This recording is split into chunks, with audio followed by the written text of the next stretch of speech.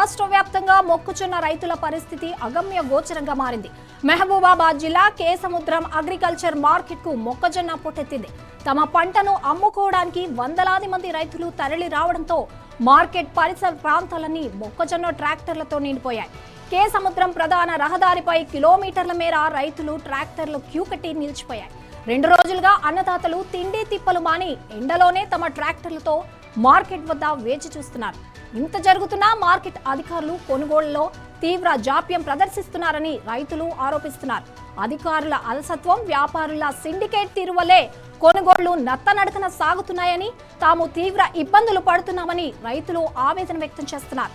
కొనుగోళ్లు వేగవంతం చేయాలంటూ కేసముద్రం మార్కెట్ అధికారుల తీరుపై రైతులు తీవ్ర ఆగ్రహం వ్యక్తం చేస్తూ ఆందోళనకు దిగారు. ఉన్నతాధికారులు తక్షణమే స్పందించి కొనుగోలు కేంద్రాలను ముమ్మరం చేయాలని, అదనపు కౌంటర్లు ఏర్పాటు చేసి మొక్కజొన్నను త్వరగా కొనుగోలు చేయాలని రైతులు డిమాండ్ చేస్తున్నారు.